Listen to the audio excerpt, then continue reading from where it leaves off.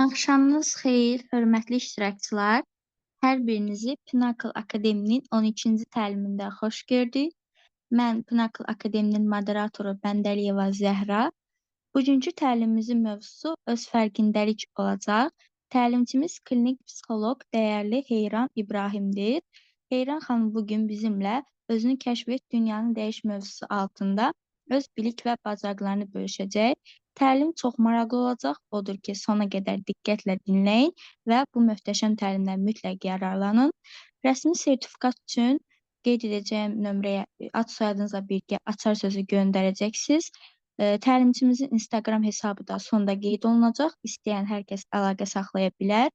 Zəhmət olmasa təlim müddətində mikrofonlarınızı bağlı saxlayın ki, təlimçimizə və dinləyicilərə mane olmayasınız. Suallarınız olduqda sonda səsləndirə və ya təlim müddətində chat bölməsinə yaza bilərsiniz. Hər birinizə xoş dinləmələr arzu edirəm və sözü dəyərli təlimçimiz Heyran xanıma verirəm. Buyurun, söz sizdədir. Axşamınız xeyir olsun. Zəhra xanım, xoş gördük və burada olan bütün iştirakçılarımızı, dinləyicilərimizi salamlayıram. Hər birinizə uğurlu gün arzu edirəm, uğurlu can sağlığı arzu edirəm və çox sağ olun ki, bizim bugünkü təlimə qoşulmusunuz. Və həqiqətən də düşünürəm ki, belə təlimlərin keçirilməsi gənclərimiz üçün, insanlarımız üçün çox yararlı olar. Çünki bəzən çox insanlar psixoloqa gedə bilmirlər və belə deyərdim, özünün fərqində ola bilməyən gənclər çoxdur. Hələ də var özünü kəşf edə bilməyən, öz dəyərinin mahiyyətini, potensialını üzə çıxara bilməyən insanlar var. Bunun üçün də belə düşünürəm, bu formatda olan təlimlərin keçirilməsi çox yaxşıdır. Bir daha hər birinizi salamlayıram, bir daha axşamınız xeyir olsun. İlk öncə istəyərdim ki, bir neçə sualla müraciət edeyim, ondan sonra artıq keçək təlimimizə. Mənim özümə də maraqlı olar. Sual-cavablı formada olacaq zaten təlimimiz. Sadəcə biraz belə deyim, sual-cavab tipli edib, ondan sonra təlimə keçid alardıq icazənizlə. Aha. Deməli, ümumilikdə belə bir sual ünvanlamaq istəyirəm. Ümumiyyətlə, öz fərqində olmaq, öz fərqindəlik nədir? Kim bunu necə başa düşür? Sadə dillə, sadəcə bir neçə cümlə ilə buyurub cavablandıra bilərsiniz.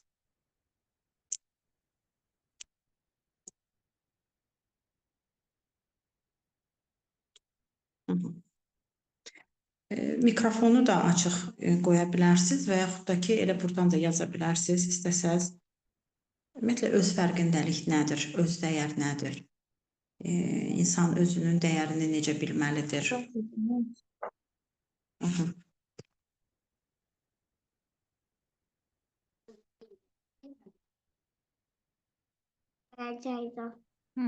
Mahnı qoyursan.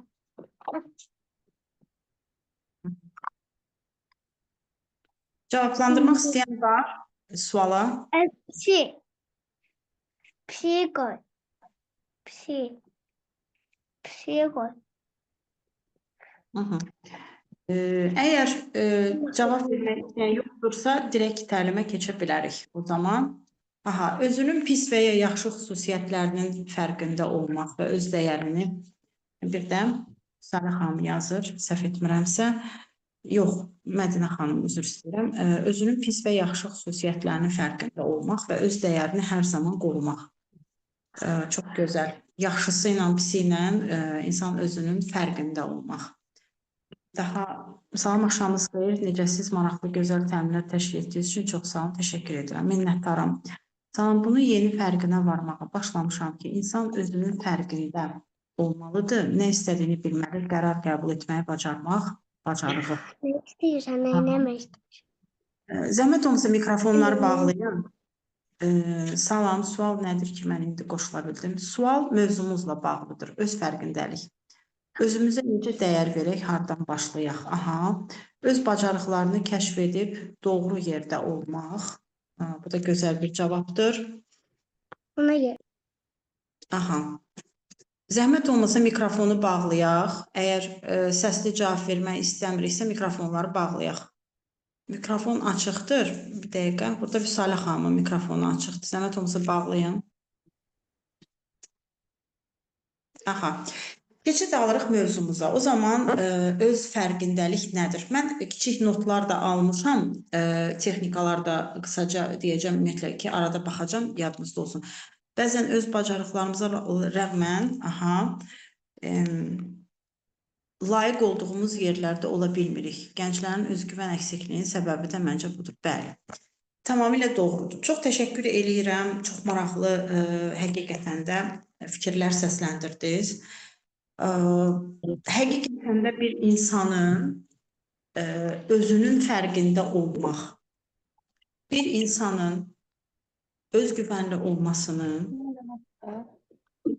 kökündə nə dayanır sualı versək, bir insanın özgüvəni olmağının kökündə nə dayanır sualı versək, baxın bir də təkrar etdim, insanın öz fərqində olması dayanır.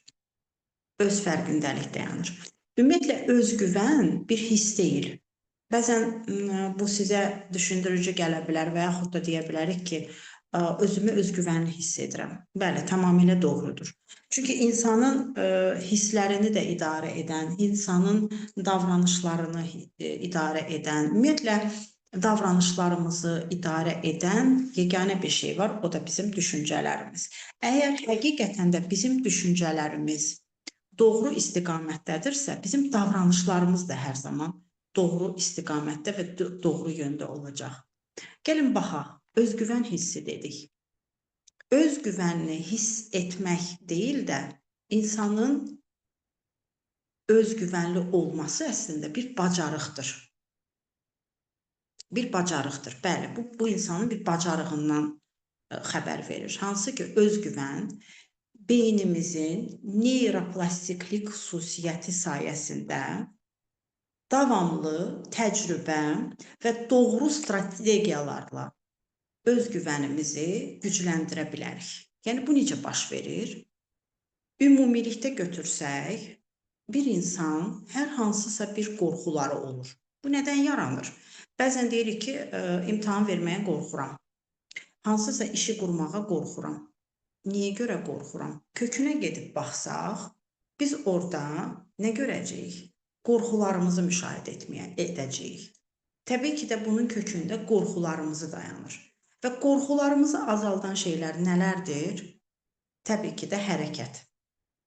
Və beynimiz heç bir zaman tanımadığı bir şey haqqında, yəni tanımadığı yeniliklərdən hər zaman qorxur.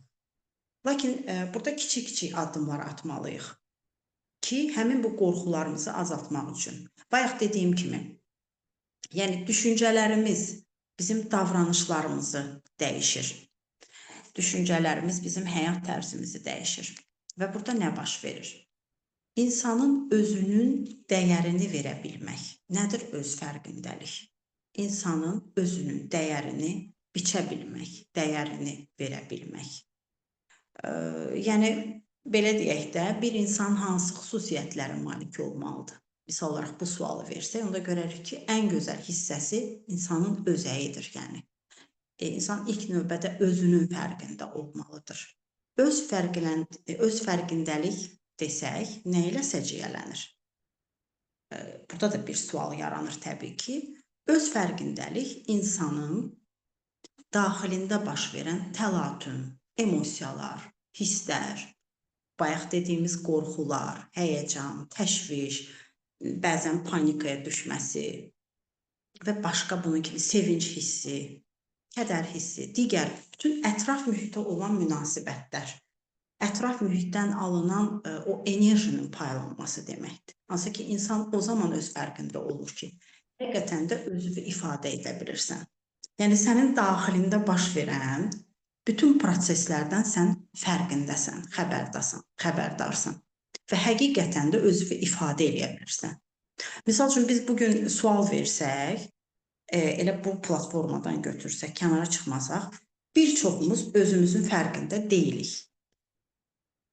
Çünki biz ictimai mühitdə yaşayırıq, biz bir sosial bir mühitdə yaşayırıq. Yəni, İstər-istəməz onların tələblərinə uyğun olaraq övlad yetişdirmək məcburiyyətində qalırıq. İstər-istəməz bu sosial və bu ətrafdakı həmin bu ictimai mühitə uymağımız gərəkir. Sualları çox xahiş edirəm, sonda verəcəksiniz ki, bitirək ondan sonra. Çünki dediyim kimi biz ictimai və sosial bir mühitdəyik və bu mühitin tələblərinə də uymaq üçün biz özümüzü çox zaman çərçivələrə salmaq istəyirik. Çox vaxt burada bizdə bir özümüzün, öz fərqindəliyimizin, individuallığımızı itiririk. Əslində, hansısa bir çərçivəyə girdikdə insan, özünüz də fikir versəz, görəcəksiniz ki, orada bir özümüzü çərçivələyirik və individuallığımız itir. Və burada həqiqətən də bir insanın belə bir şey yaranır. Tamam da biz nə zaman özgüvənli oluruq? Biz nə zaman özgüvənimizi itiririk? Biz gedib kökə çıxsaq, kökə baxsaq, orada görəcəyik ki, uşaqlar dünyaya özgüvənli gəlirlər. Yəni, həqiqətən də bir uşaq dünyaya gələrkən özgüvənli gəlir. Onun ilk öncə formalaşdırır. Özgüvənli salan şey nədir? İlk öncə ailə və yaxud da qaldıran şey nədir? Ailə. Daha sonra isə ətraf mühit. Çünki insanın egosu harada yaranır? Bax, biz ego haqqında çox eşidirik. Nədir ego? Ego dedikdə insanlar sanki belə pafoslu bir cümlələr işlətməyə çalışır. Egonu başqa yöndən tanımağa çalışır və yaxud da səsləndirir. Əslində, ego nə deməkdir? Tərcüməsinə baxanda mən deməkdir, yəni. Mən, sadəcə mən. Egonu formalaşdıran nədir? Egomuz yaranır ailədə. 3 yaşda, 3 yaş üstündə bizim egomuz formalaşmağa başlayır. Daha sonra isə cəmiyyət ailədə yaranır, yəni egomuz formalaşır. Daha sonra isə kənara çıxanda bağçada, biraz da irəli getsək məktəbdə, bu formada da bizim egomuz formalaşmağa başlayır. Və buradan yaranmağa başlayır bizim özgüvənimizin aşağı düşməsi və yaxud da yuxarı qalxması. Özgüvən, öz fərqindəlikdən bugün biz danışırıq. Və bizim bayaq dediyimiz kimi qorxularımızın azalıb və çoxalmasından danışdıq. Hansı ki, bizim şuuraltımız yenilikləri tanımır. Tanımadığı üçün də orada bir qorxularımız yaranır. Və burada bir daxili bir diyaloq qurmalıyıq. Çox sadə, bəsit. Misal olaraq, hansısa bir işi görmək istəyirik və yaxud da harasa getmək istəyirik və yaxud da pul qazanmaq istəyirik. İstənilən bir şeydən biz özümüzdə sanki bir dənə bir bariyer qurmuş oluruq. Daxili bir diyaloq qururuq və deyirik ki, mən bacarmaram. Mən indi burada sual versəm, bir-iki nəfər ola bilsin ki, mənə cavab verəcək ki, bəli, mən bacarmaram. Çünki qorxuram. Niyə? Çünki qorxuram. Bunu etsəm, bu işi qursam ya batıraram, ya hansısa instituta qəbul ola bilmərəm, bilmirəm. Yəni, bacarmaram kimi bir cavab verər. Demək ki, bu nədir? Bu bizim qorxularımızdır. Və əslində, bayaq dediyimiz o beynimizin neyroplastiklik o xüsusiyyəti sayəsində həmin bu bacarmaram məsələsində belə bir ipucu. Mən bu işi necə bacara bilərəm dedikdə, beyin bunun həlli yollarını axtarmağa çalışır.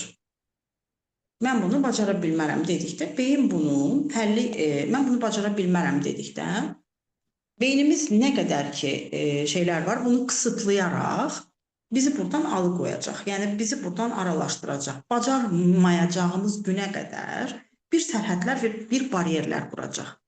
Amma hansı ki, düzgün şəkildə sual versək, mən bunu bacara bilərəmmi dedikdə, baxın, əlindən gələn hər bir şey edəcək ki, beyin bunun həlli yolunu tapmağa yönlənsin. Və ilk öncə nə etməliyik? Özgüvənli necə ola bilərəm kəlməsi əgər qarşımıza çıxırsa, təbii ki də burada bir şey yaranır. Yox deməyi öyrənməliyəm. İlk öncə yox deməyi öyrənməliyəm. Sərhədlərimi bilməliyəm. Bir insanın ən gözəl fərqindəliyi bilirsiniz nədən yaranır? Özünün fərqindəliyi yaranması. Öz sərhədlərini bilmək, öz dəyərlərini bilmək, bayaq dediyimiz kimi. Yəni bir insan özünün fərqinə vardıqca öz biliyinin, öz potensialının. Çünki biz insanlar çox zaman qarşı tərəfdəki insanları və yaxud da ki, ətrafdakı insanların potensiallarını daha çox görürük. Amma özümüzün hər hansısa kiçik də olsa bir nailiyyətimizi görməzdən gəlirik. Baxın, problem burada yaranır. Özümü yalnız başqaları ilə müqayisə etməkdən yaranır. Özümü ətrafımdakilarla müqayisə etməkdən yaranır. Və bunun kökünə gəlib baxsaq, hardan çıxır? Təbii ki də uşaq vaxtı bizi ətrafımızdakı insanlarla, qohumlar, bacı, qardaş, dost, doğmalarımız, xala uşağı və Azərbaycanın çox məşhur bir sözü var. Xalqın uşağı ilə bizi o qədər çox müqayisə ediblər ki, və biz artıq 50 yaşımızda olsa, 40 yaşımızda olsa, 30 yaşımızda olsa fərq etməz. Hər zaman özümüzü kimlərlənsə qiyaslamağı düşünürük. Yəni fikirləşirik ki, hə, o qabağa getdi, misal üçün mən qaldım. Məndə bu alındı, onda alındı, məndə alınmadı və sürəkli olaraq bir müqayisələr gətiririk. Başqalarının tərif və təsdiqlərindən asılı oluruq. Biri də bax budur. Yəni individuallığımızı itiririk. İnsanların məmnun etməkdə daha çox çaba sərf edirik. İnsanları xoşbəxt etməkdən bir tətmin hissi duyuruq. Çünki baxın, bunların hər biri bizim özümüzə olan dəyərimizi aşağı salır. Çünki şuuraltımız əmindir ki, misal üçün, məhz bu xüsusiyyətlər bizdə yoxdur. Tutaq ki, hansısa bir fərqində olmadan, məsələn, hansısa bir pafoslu ifadələrə aldanırıq, özümüzdə olmayan dəyərlər misal olaraq, xarakter və onun ünsürlərini özümüzünki hesab edirik çox zaman və burada da özümüzü ifadə edə bilmirik. Və nə baş verir? Təbii ki də sanki içimizdə bir təlatüm yaranır, bir təşviş yaranır və kökündə də gedir, yenə də qorxu dayanır, qorxuya çıxır. Bütün duyğularımızla, bütün ruhumuzla bundan əmin deyilik. Belə olanda da heç vaxt özgüvənli ola bilmərik, yəni. Deməli, özgüvənli olmağın əsas prinsipi nədir? Öz fərqində olmaq. İnsanın özünün fərqində olmaq, öz fərqinə baxmaq. Yəni, bu bizdə uşaqlıqdan aşılanır. Sən bacarmarsan, səndə alınmaz. Qonşunun uşağına bax, o 5 qiymət alır. Xalan qızına bax, o çox gözəldir. Qardaşıma bax, o hər gün evə yaxşı qiymətlər gətirir. Nədir bu? Müqayisə və qiyaslanmaq. Və beləcə bu formada da bayaq dediyimiz evdə həmin o egomuzu, özümüzü dərk etməyə başladığımız bir gündən sürekli olaraq eşitdiyimiz bax bu cümlələr. Mən özümü mənliyəm. Məni ətrafdakilarla hər zaman müqayisə edirlər, qiyaslayırlar. Və artıq bu nədir? Mənim özüm haqqında olan inancım. Və biz buna nə deyirik? Təməl inanc. Təməl inancda nə dayanır? Mən yetərsizəm. Mən bacarıqsızam. Mən gözəl deyiləm. Mən bacarmaram. Mən heç bir şey edə bilmirəm düşüncəsi bizdə formalaşdırılır və bir ömür də əlimizdən tutub gedir ta ki o günə qədər ki, bir gün mən ya psixoloqa müraciət eləyirəm, ya heç etmirəm, ya nələrisə dəyişmək istəyirəm. Baxın, insanlar heç bir zaman komfort alanından çıxmaq istəmirlər. Nəyə görə çıxmaq istəmirlər? Çünki bir insanın komfort alanını tərk etməsi onun üçün çox çətin gəlir. Niyə görə? Çünki çox çətindir. Öz komfort alanını, öz komfort zonasını tərk edib yeniliyə açıq olmaq. Baxaq görək, bütün insanlar yeniliyə açıqdırmı? Dəyişməyə açıqdırmı? Sual versəm, yox. Qorxur çünki, yenə də kökündə dayanır qorxu.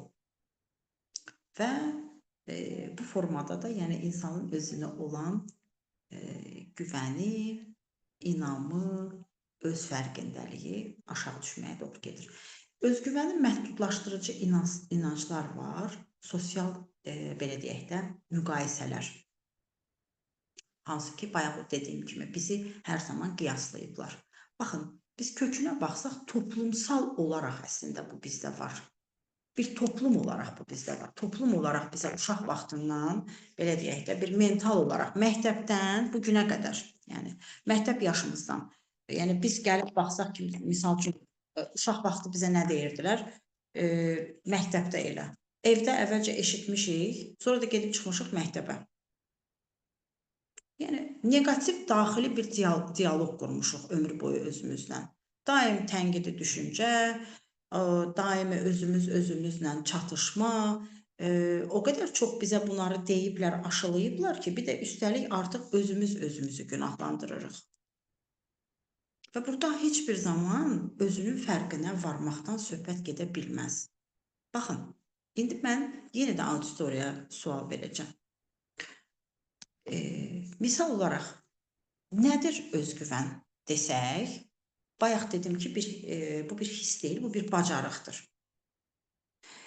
Aramızda idmançı olan, aramızda hansısa bir nailiyyət qazanan, aramızda düşünürəm ki, var belə insanlar ki, hansısa bir nailiyyət qazanıbdır və buna artıq əmin olaraq deyəcək, mənə cavab verəcək ki, bəli, mən idmanı Azərbaycanda təmsil etmişəm.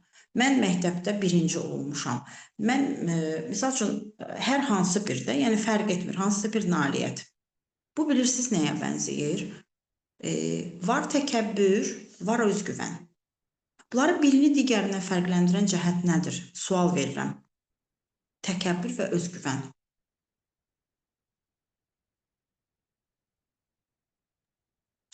Tamam, axşamınız xeyir olsun. Sualınızı cavablaya bilərəm. Bəli, əlbəttə. Məncə burada məsələn bunu bir cümlə ilə ifadə edə bilərəm. Biri var deyirsən ki, mən bacararam, mən bunu edə bilərəm. Bu özgüvəndir. Amma biri var deyirsən ki, mən bunu yalnız mən edə bilərəm, yalnız mən.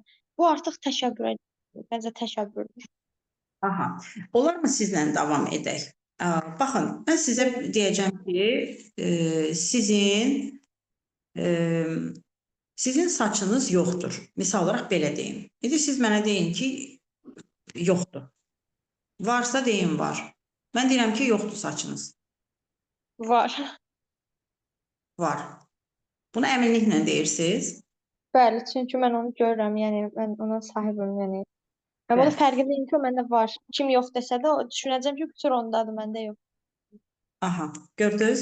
Yəni siz bunu mənə əminlik olaraq dediniz ki, fərqindəyəm ki, mənim saçım var. Eyni ilə də fərqində olmaq, bax bu deməkdir. Təkəbbür isə insanda olmayan bir şeydən danışmaq deməkdir. Düşünün ki, mən psixoloq deyiləm və yaxud da həkim deyiləm da, yəni belə hansısa bir müəssisədə santexnikam, satıcıyam, digər bir işin əməkdaşıyam, hansısa bir başqa bir müəssisədən gəlmişəm, amma bugün misal üçün özümü həkim olaraq təqdim edirəm, psixoloq olaraq təqdim edirəm. Diplom olmadan deyirəm ki, yox, mən psixoloqam. Təbii ki də bu, insanda olmayan bir şeydən danışmaq təkəbbür deməkdir. Amma bayaq dediyimiz kimi, əmin bir şəkildə nə dediniz? Dediniz ki, bəli, var. Bu mənim saçımdır, mənim saçım var. Demək ki, siz bunun fərqindəsiniz. Eyni ilə də öz fərqində olmaq insanın potensialının fərqindədir. Özgüvənli insanlar, uğurlu insanlarla belə deyək, uğursuz insanların fərqini soruşsaq nədədir? Uğurlu insanlar hər zaman öz potensialının fərqində olan insanlar olur. Özünün biliyinin, bacarığının, potensialının, hansı gücə sahib olduğunun fərqində olan insanlardır. Və özgüvənli olmağın yeganə sadə yolu var, o da öz dəyərdən keçir. Özünə dəyər verə bilməkdən, özünü sevməkdən, özünü dəstəkləməkdən, özünü tədbir etməkdən. Baxın, bu heç bir təkəbbür, lovğalıq, heç bir şeylə əlaqəli olan bir şey deyil. Sən sadəcə olaraq özünün dəyərinin, mahiyyətinin fərqindəsən. Kim olduğunu, həyata nə üçün gəldiyini, həyatda nə üçün var olduğunu, həyatda hansı missiyanın daşıyıcısı olduğunun fərqindəsən. Və bu, həqiqətən də insanın öz dəyərindən xəbər verir. Mən əgər bugün həyata gəliş məqsədimin fərqindəyəmsə, Demək ki, mən bir özgüvənli bir insanam. Öz dəyər nə deməkdir? Dəyər vermək sözündən götürülür, düzdürmü? Bir şeyə dəyər vermək, onun qədrini bilmək, onu sevmək, dəyərləndirmək deməkdir.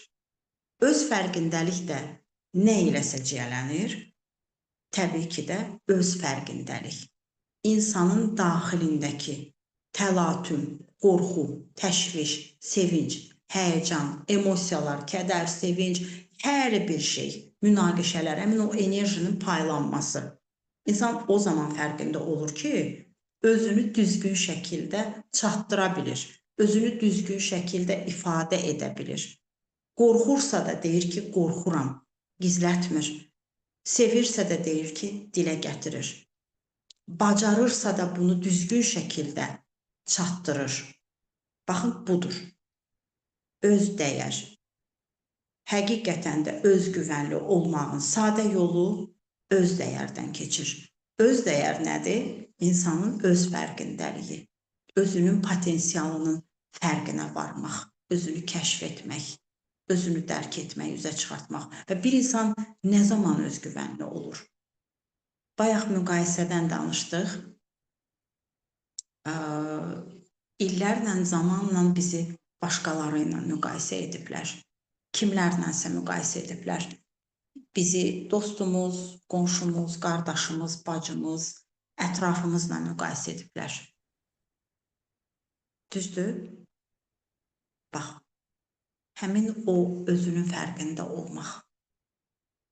Özünün fərqində olmaq. İnsan o zaman özgüvənli olur ki, özünü başqaları ilə müqayisə etmir heç bir zaman. Müqayisə edəcəyi yeganə insan sən özünsən. Keçmişdəki sənlə indiki sən arasında fərqi görmək. Bu qədər bəsitdir. Yəni, insan o zaman özgüvənli olur ki, özüvə bircə dəfə təsdiq edirsən. Və kifayət eləyir. Ətrafa deyil də sadəcə özüvə təsdiq edirsən. Mən bacardım. Bayaq dediyimiz kimi, beynimizin həmin o neyroplastiklik o xüsusiyyəti var dedik. Mən bacara bilmərəm, yox. Mən bacara bilmərəm, yox. Mən bunu necə bacara bilərəm sual işarəsi verərək. Bu formada özümüzdən bir mesaj ötürürük kainata ki, mən bunu necə bacara bilərəm və bu zaman nə baş verir? Həqiqətən də bütün bir sistem, beynimiz böyük bir sistem olaraq bunu həyata necə keçirəcəyinin artıq bir yollarını axtarmağa başlayır və bunun üçün də bir hərəkətə keçir. Burada suallar var idi, səhv etmirəmsə, bir dənə baxardıq. Pozitiv düşüncə, təkəbbür, yəni hər şeyə yuxarıdan baxmaq, lovğalıq, 2 dəqiqə. Özgüvən isə yəni özünə inanmaq, öz bacarıqlarının, qabiliyyətinin fərqinə varmaq. Bəli, mən hal-hazırda nitq-qüsurlu uşaqlara könüllü olaraq müəllimlik edirəm və bununla qürur duyuram. Nə gözəl, onlara kömək olmaq məndə özgüvən yaradır. Çox gözəl, əgər bu varsa, nə xoş sizə həqiqətən də. Çox gözəldir seçiminiz, ixtisasınız da necə? Bunu yəqin ki, xanıma yazırsınız. Bəli. Belə. Davam edirik. Biz dedik ki, hissdir. Təbii ki də bu bir, mən istəyirəm biraz qeydlərimə baxacağım sizlər üçün. Özgüvən, öz dəyər o zaman aşağı düşür ki, insan özünü, belə deyək, özünü tənqid etməyə başlayır. Özünü tənqid edirsən, başqalarına ədalətli davranırsan. Tamam da mən incinim, qoy mənə olsun, amma ətrafımdakılar heç kəs inciməsin. Özünü ətraf və başqaları ilə müqayisə, işləri ertələmək. Yaxşı, bəs son dəfə insanlar sənin incinəcəyini, qırılacağını nə zaman fərqində olublar? Nə zaman insanlar sənin qırıldığının fərqinə varıb, səni qarşına alıb, biraz da səndən bir dəfə üzr istədi? Nə zaman səndən üzləşdi? Yəni, və yenə də özünü uğura, yəni sənin uğuruna mane olan şeylərdən biri, yenə də sənin təməl inancında dayanan yetərsiz olmaq düşüncəndir. Yetərsizlik. Əslində, kökə baxsaq görərik ki, bu sənin düşüncən deyil. Bu sənin təməl inancın olaraq sənin valideynlərinin və yaxud da ətrafının sənə ötürdüyü bir inancdır. Sən əslində yetərsiz biri deyilsən, yəni. Əslində yetərsiz deyilsən, özünü ətrafınla müqayisə edirsən. Ona görə sən elə gəlir ki, sən yetərsizsən. Zamanında sənə o qədər çox deyilib ki, sən bacarıqsızsan, sən gözəl deyilsən. Bax, bu düşüncələr sənə kimlərinsə ətrafdan ötürdüyü inanclardır. Kimlərinsə sənə ötürdüyü öz qorxularıdır. Bu sənin qorxuların deyil. Asanlıqla bacardığın işləri dəyərsizləşdirirsən. Misal olaraq bir yazı məqalə yazmısan və yaxud da bugün dərsdə 5 alıb gəlmisən və yaxud da bugün hansısa bir dostuna bir köməklik etmisən. Bax, bu belə sənin bacarığındır. Amma sən nə edirsən? Sən bu biliyini, bu bacarığını, bu potensialını görməzdən gəlirsən. Dəyərsizləşdirirsən. Bax, problem bundadır əslində. Bu formada, yəni o qədər çox özünü görməzdən gəlirsən ki, çünki zamanında kökə gedib baxsan, travmalarına baxsan, zamanında sənin özünün bu etdiklərini o qədər çox görməzdən gəliblər ki, artıq bu sənə sadəcə olaraq özün də etdiyin bir şeyi görməzdən gəlirsən özündə. Bax belə. Davam edək suallarla.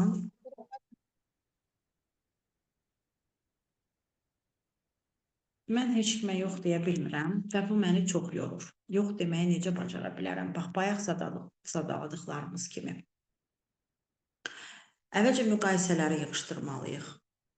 Əvvəlcə işlərimizi ertələməməliyik. Yox demək əslində nə deməkdir? Ertələməməkdən keçir. İndi sual versəm, tənbəllik nədir, ertələmə nədir? Bu da bir sual olacaq.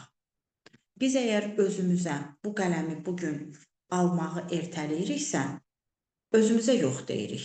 Amma ilk öncə özümüzə yox demirik. Biz bu qələmi, ikincisi olsaydı bunu sənə verərdim, tutaq ki, ətrafımızda olan birisi.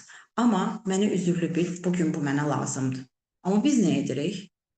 Tamam, mən bugün öz işlərimi kənara qoyub ertələyirəm, qoy sənin işlərin geçsin kimi davranırıq, ətrafımıza bir mesaj ötürürük. Bax, burada başlayır. Çox bəsit şeylərdə başlayır əslində. Bəlkə də gözümüzə çox sadə görsənən bir şeylər də başlayır. Mənə qəribədir, gah öz istədiyim kimi ola bilirəm, gah da ki, yox. Niyə hər travmanın altında valideynlər dayanır?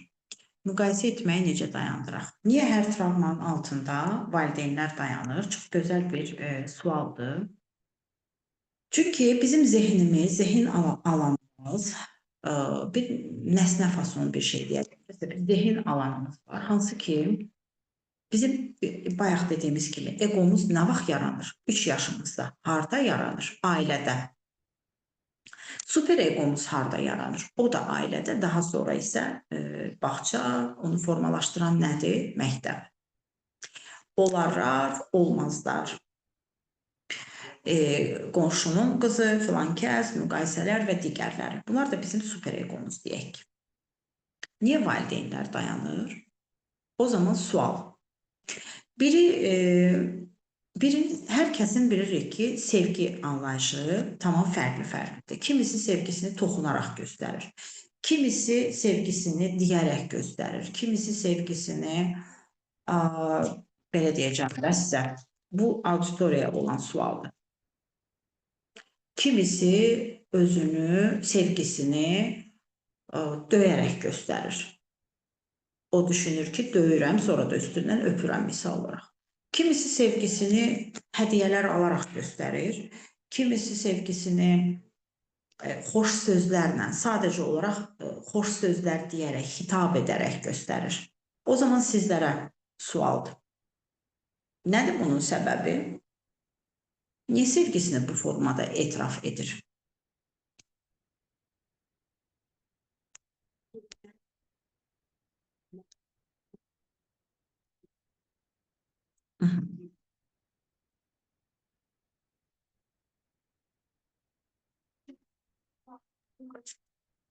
Suala cavab vermək istəyən var. Axşamınız xeyir. Salam, salam, axşamınız xeyir olsun. İlk öncə təşəkkür edirəm belə təlim üçün. Mən təşəkkür edirəm. Yəqin ki, yəni söhbət ailə üzvlərindən gedir və ata və ananın münasibətindən. Aha. Məsələn, Çox zəif gəlir, çox üzr istəyirəm. Biraz hündür danışa bilərsiniz? bəli. Yəni deyə bilərəm ki, fikrimcə, məsələn, döyərək, söyərək, məsələn, sevgisini belə göstərir dedinizsə, yəqin ki, ola bilər, məsələn, o hər şey məsələn qadından asılıdır, məsələn belə deyim, əks tərəfin, əks cinsin məsələn belə bir sevgisini bu formada göstərməsi mən fikrimcə, yəni 90% qadından asılıdır. Yox, biz bunu soruşmuruq. Bizim dediyimiz başqadır. Baxın, bir insan öz sevgi göstərişini bayaq dediyim kimi biri döyərək göstərir, biri hədiyyələr alaraq göstərir, biri ancaq xoş sözlər deyərək sevgisini göstərir, biri toxunub qucaqlayaraq göstərir. Yəni 5 duyğu orqanı üzərindədir də. Məsəl üçün belə deyək, insan bir 5 duyğu orqanı üzərindən olan bir varlıqdır. Eşitsəl, görsəl, toxumsal, qoxu bilmə, dad bilmə. Yəni bunların hər biri şərtdir. Məsələ nədən ibarət? Məsələ ondandır ki, hər kəsin ailəsi fərqli-fərqlidir və hər kəsin də sevgi anlayışı fərqlidir. Nəyə görə? Çünki biz bizə ötürülənlərik. Sadə bir cavab. Biz bizə ötürülənlərik. Bizə sevgini nə formada göstəriblərsə və yaxud da biz sevgini ailəmizin içərisində nə formada görmüşüksə, o formada da çatdırırıq hər zaman. Özümüz belə olmadan. Sözünüzü kəsirəm. Bəs müəllim deyirlər ki, məsələn, ailəmdən belə görmüşəm, belə sevgi almışam. Mən heç vaxt məsələn sizin kimi böyütmərəm uşağımı. Belə bir anlayış da var da məsələn. Bəli. Amma hər nə qədər də belə desə, bəzi məqamlarda özü də bilmədən bəzi yanlışlara fərq edən, səhv buraxan pasientlər çox görmüşəm. Yəni bu formada, yəni mən bunu siz belə etmisiniz, mən belə etmərəm. Başqa bir digər davranışında da tamamilə başqa bir şeylər sərgiləyir. Özü də bilmədən bir səhvlərə yol verir. Anladım. Yəni hər kəsin, bu ona gəlib çıxır ki, travmalara qayıdırıq. Yəni hər kəs necə görürsə, hansı travmanı valideyn övlada necə ötürürsə, onun o ötürdüyü şeyi də o öz həyatında tətbiq edəcək. Yəni bu mümkünsüz bir şeydir. Hardasa bir yerə qədər gələ bilər ki, bu səhvləri etməməyə çalışın. Məndə bu şeylər, amma bir yerdən sonra usanır insan. Sən nə qədər maskada ola bilərsən axı? Çünki sənin zehnin, şuurun, zehin alanın bu şeyə yaddır, qəbul etmir. Fikir versək görərik. Bəzi cütlüklər var ki, misal olaraq oğlan xanıma çox gözəl davranır, hədiyyələr alır, sevir, tədqiq edir, xoş sözlər deyir. Bəzən həmin xanım o bəyi seçmir. Hətta deyərdim ki, o bəydən qaçır. Və yaxud da bəydirsə xanım qaçır. Kökə gedib baxanda görəcəyik ki, onun zehni, onun şuuru, onun şuur altısı o formada sevgini qəbul eləmir. Səbəb? Çünki öz ailəsində bu formada sevgi görməyib. Çünki onun atası, əgər xanımdırsa atası, bəydirsə anası. Baxın, travmalara, yəni hər bir şeyin kökündə bizim ailədə aldığımız, bizim ailədə gördüklərimiz dayanır. Bəli, ailədə belə görüb. O travmalar sayəsində sevgini elə göstərir. Uşağımızın özgüvənli olması üçün nə etmək lazımdır? Baxın, hər zaman özgüvənli valideynlər həqiqətən də özgüvənli övladlar yetişdirirlər. Əgər biz övladlarımızın özgüvənli olmasını istəyiriksə, ilk öncə özümüzün fərqində olmalıyıq. Özümüz öz dəyərimizi bilməliyik, özümüzü sevməliyik. Sual versəm bəlkə də son vaxt kim özünə təşəkkür edib? Özünüzə təşəkkür etmisinizmi? Bax, burada 19 nəfər var. Bugün kim özünə təşəkkür edib? Ən çox məsələn özümdən üzr istəmişəm. Yəni Gözəl. bütün yəni baş verdiklərə görə. Bəli. Aha. Deməli, ay sağ olun, bəlkə də heç vaxt etməmisiniz. Baxın, burada başlayır. Bugün etməmisiniz. Bəli. Baxın, sadə, primitiv və çox bəsit olan bir şey dedim mən sizə. Əslində özdə buradan başlayırdı.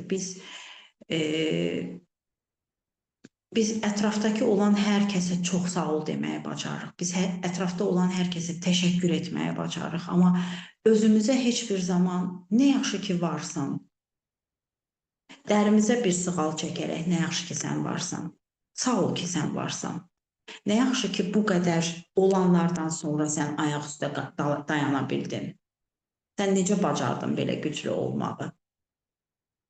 Bax, bunların hər biri üçün də biz özümüzə şükür etməliyik, özümüzə təşəkkür etməliyik.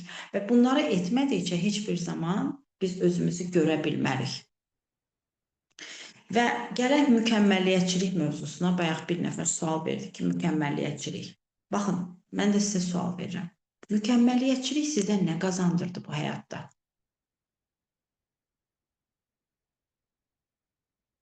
Mükəmməl olmaq bizə nə verir?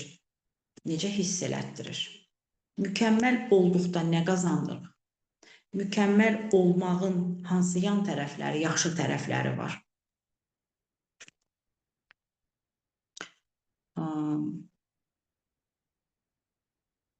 Yorğunluq qazandırdı, qazandırmır, tam əksi əskik hiss etdirir zamanla. Vaxtından tez yoruldum, özgüvəni olursan, qorxun olur. Aha, mükəmməl olanda. Başqa? Mükəmməliyyətçilik mənə nə verir? Nə hiss edirəm? Ən əsası, biz psixoloqların hər zaman sual verdiyi şey odur. Necə hiss edirsən? Nə hiss edirsən? Baxın, düşünmək yox, nə hiss edirsən? Daima səhv axtarma. Gücüm çatmayan işi də üstlənməyə çalışdım. Enerjili oluram. Aha. Mükəmməl olmağa ehtiyac yoxdur. Məncə özümüz Axşamınız xeyir, bir daha sualınıza cavab verə bilərəm. Bəli, amma özüm olmaq üçün. Aha.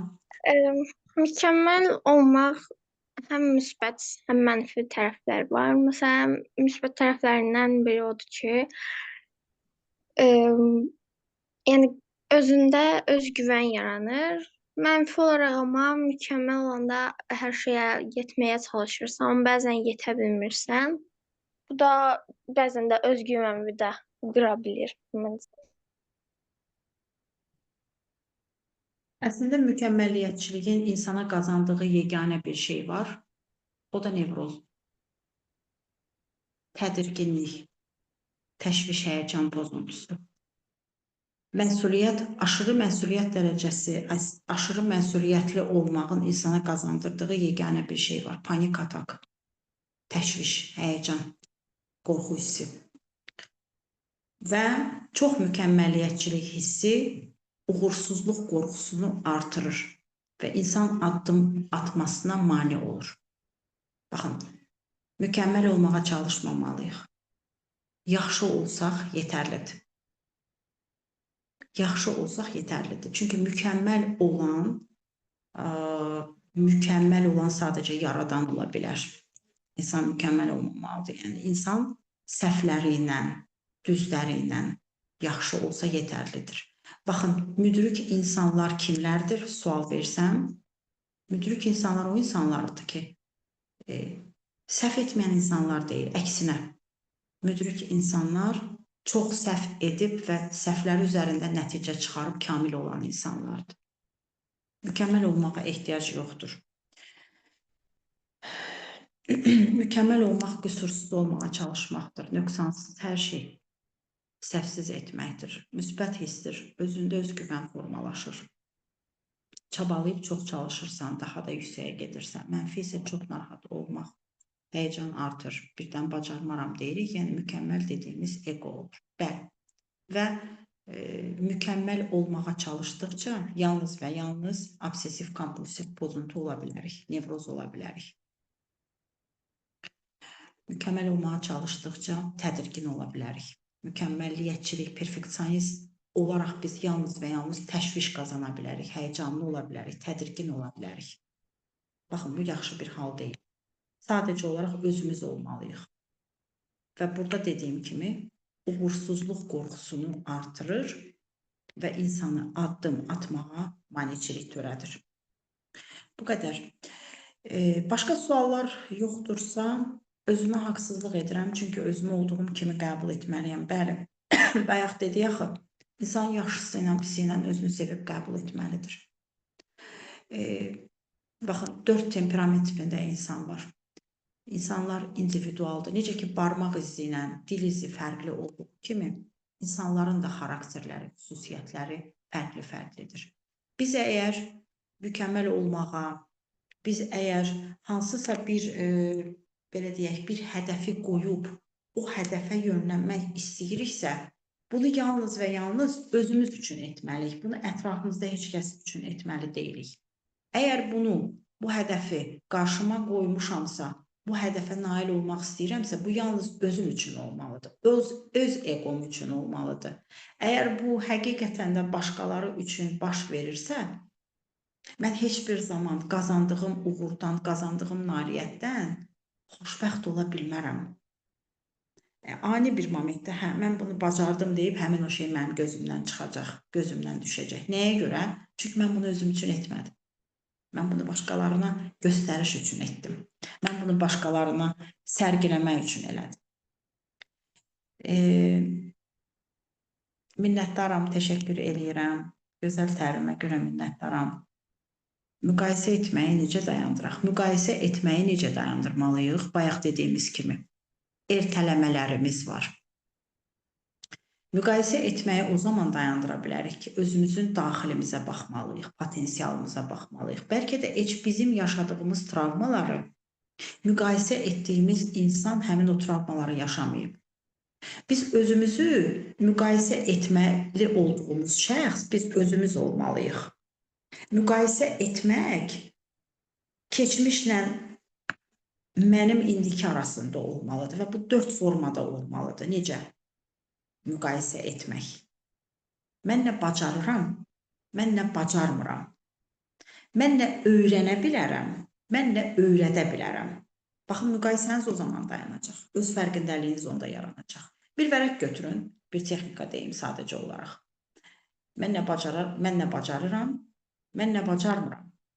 Mən nə öyrənmək istəyirəm, mən nə öyrətmək istəyirəm. Yazın burada hamısını. Yazın, özünüz haqqında yazın, özünüzü görün kənardan. Və bu elə sizin özünüzü özünüzlə müqayisə etməyiniz üçün bir zəmin yaradacaq. Yəni, siz keçmişlə özünüzü artıq müqayisə eləməyəcəksiniz.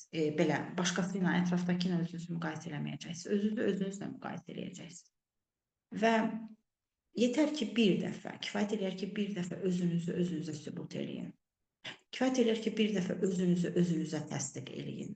O zaman öz güvəniniz, öz dəyəriniz artacaq və öz fərqində olacaqsınız. Həqiqətən də insanın ən gözəl dəyəri özünə verdiyi dəyərdir. Özünə ayırdığı zamandır. Biz bəzən, mən məsələn, pasiyent arasında müşahidələrim zamanı baxıram, deyirəm, ən son özünlə nə zaman baş-başa qalmısan? Nə zaman tək başına bilet alıb kinoya getmisən? Nə zaman tək başına bir dəfə bilet alıb teatra getmisən? Nə zaman özünə zaman ayırıb, bulvara gedib bir kofe alıb və yaxud da bir çay alıb dənizin qırağında tək-tənha gəzərək, özünü düşünərək, özü daxilinə baxaraq, özünün fərqinə vararaq, özünü sorğulamısan, özünə təşəkkür etmisən. Bugün ağır bir iş rejimin olubdur, bugün çox yorulmusan və bugün bir kofe dəmləyib, bir çay dəmləyib, qarşıva qoyub, çox sağ ol, bax, sən bu çaya layiqsən, sən bundan artıqına layiqsən deyib özünü tərifləmisən, özünə sağ ol demisən. Baxıram ki, çox insanda bu yoxdur. Yəni, bu insanın özünə verdiyi dəyərdir, özü ilə. Mən heç bir zaman tək rəfiqəmsiz restorana getmirəm deyən insanlar var. Çoxdur, hədsiz dərəcədə. Tək gedim, neyniyim ki, tək necə kofe alım ki? Deyirəm, sən əslində özünlə tək qalmalısan, baş-başa qalmalısan, özünə təşəkkür etməlisən, özünlə danışmalısan, özünlə üzləşməlisən. Təbii ki də hər kəsə ətrafında sənin zamanın olduğu kimi sənin özünə də bir zamanın olmalıdır, zaman ayırmalısan.